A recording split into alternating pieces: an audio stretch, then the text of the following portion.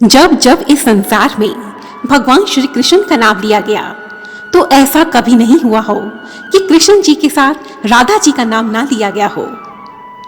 श्री कृष्ण को आम भक्त राधे कृष्ण कहकर ही पुकारते हैं, क्योंकि ये दो नाम एक दूसरे के लिए ही बने हुए हैं। भगवान श्री कृष्ण शंकर जी से कहते हैं, हे रुद्र, हे महादेव, यदि कोई मनुष्य मुझे वश में करना चाहता है तो वह मेरी प्रियतमा श्री राधा का आश्रय ग्रहण करे, क्योंकि राधा के बिना तो कृष्ण अधूरा ही है। यदि श्री कृष्ण को पाना है तो श्री राधा जी की पूजा और उनकी भक्ति अति आवश्यक है। इन्हीं श्री राधा को प्रसन्न करने और उनकी कृपा प्राप्त करने के लिए राधा अष्टमी के दिन उनकी विशेष पूजा की जाती है। राधा अष्टमी का त्योहार भादव मास की शुक्ल पक्ष की अष्टमी तिथि को मनाया जाता है, जो श्री कृष्ण जन्माष्टमी के लगभग 15 दिन के बाद आता है। शास्त्रों के अनुसार जो मनुष्य जन्माष्टमी का व्रत करता है परंतु वह राधा अष्टमी का व्रत नहीं करता तो उसे जन्माष्टमी व्रत का भी पूर्ण फल प्राप्त नहीं होता।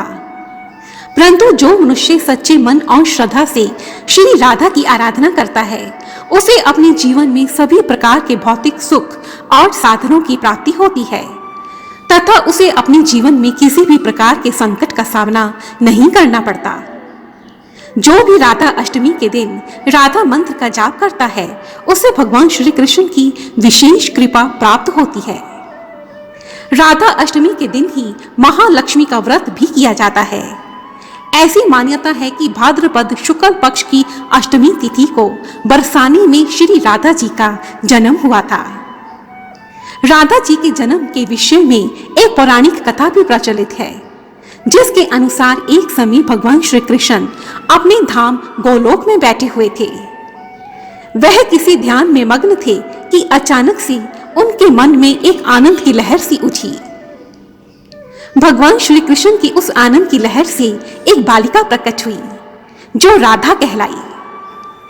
इसी कारण श्री कृष्ण का जाप करने से पहले श्री राधा जी का नाम लेना अति आवश्यक है। राधा अष्टमी का यह त्योहार मथुरा, वृंदावन और बरसाना में बहुत ही धूमधाम से मनाया जाता है। वृंदावन के राधा वल्लभ मंदिर में राधा अष्टमी त्योहार की छठा ही निराली होती है।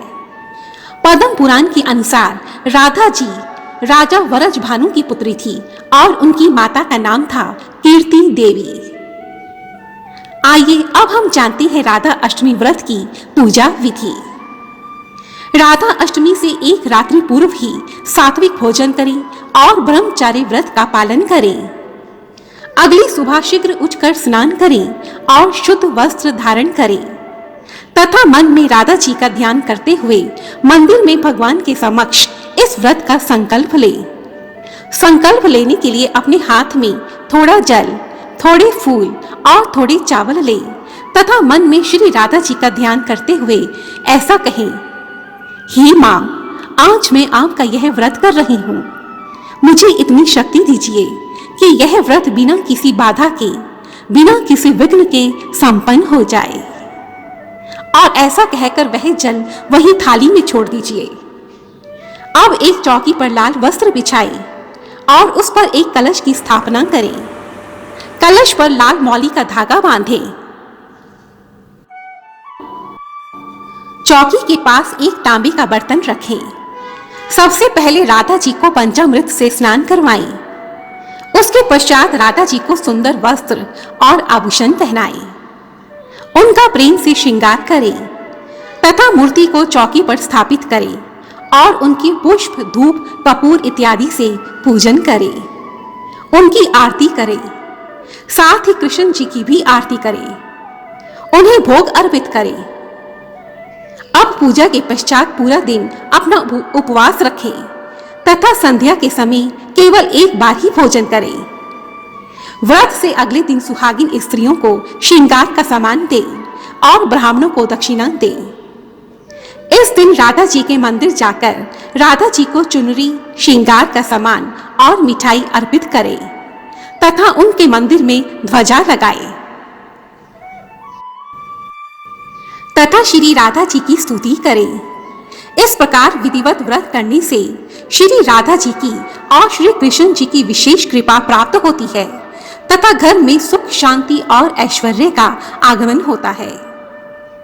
इस वर्ष राधा अष्टमी का यह त्योहार 26 अगस्त दिन बुधवार को मनाया जाएगा।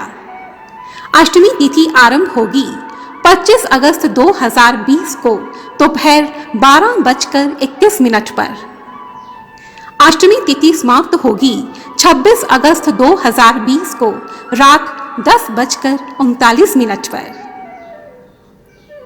तो मेरे आदरणीय दर्शकों, आज की इस वीडियो में हमने राधा अष्टमी के विषय में जाना।